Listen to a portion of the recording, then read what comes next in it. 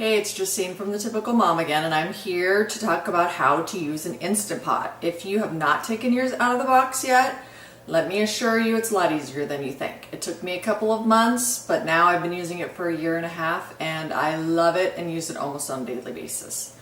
So there are a few things you should know when you're using a pressure cooker in general, and specifically your Instant Pot.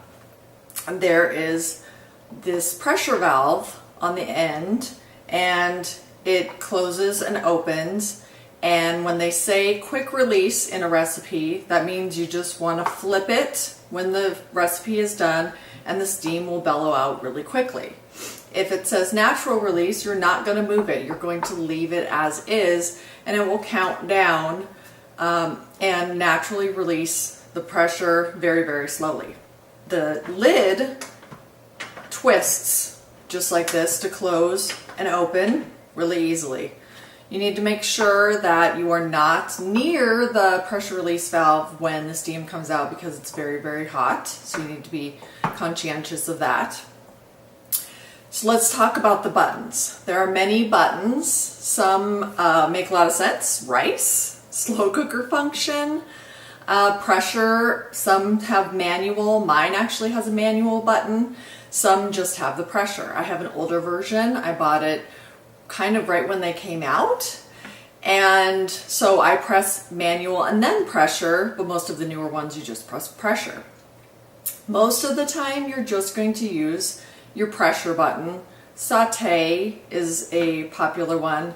Soup and beans. Those are the main buttons that I use. I actually, as long as I've been using my Instant Pot, I have actually never used the yogurt function. I'm getting ready to kind of try it out, but I haven't made it yet. So if you just use it for a couple of functions, still it's a lifesaver. It'll save you tons of time, and it's a huge help when you're a busy mom like me. So let's get to the buttons.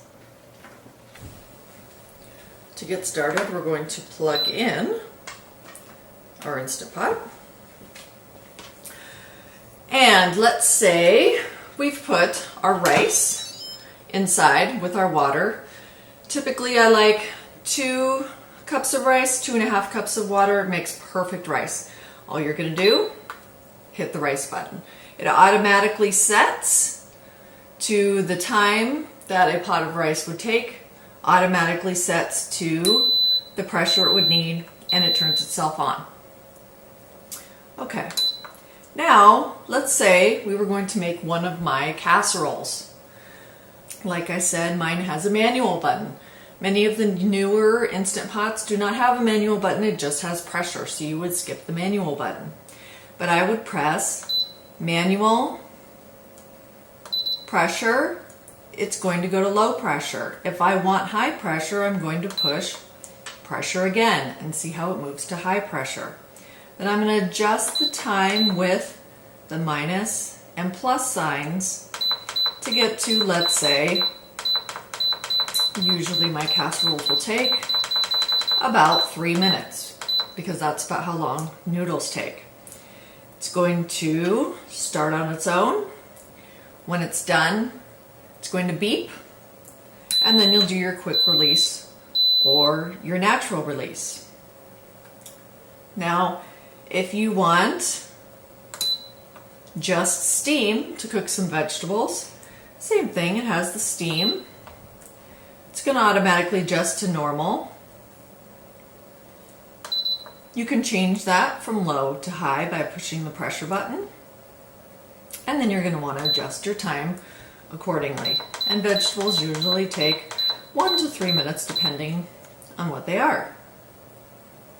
Every time you want to change the function, you want to press cancel. So it stops what you were doing, and then you can start something else. Another function I use very often is saute. You're going to use this with the lid off.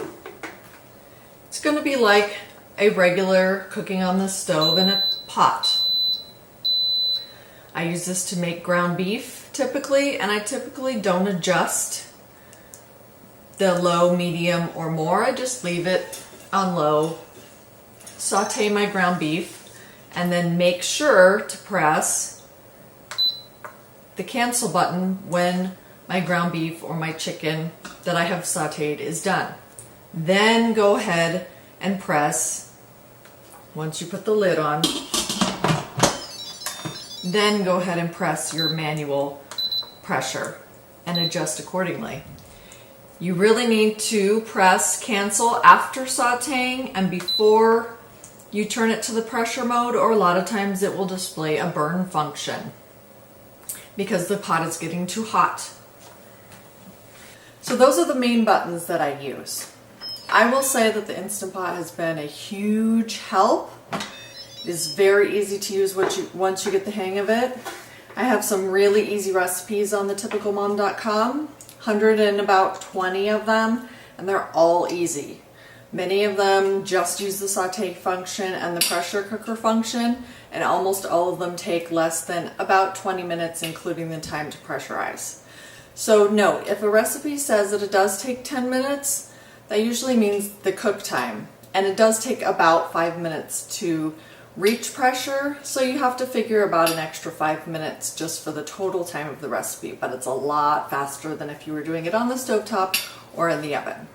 So stay tuned and subscribe to our channel, and hope to see you back next time.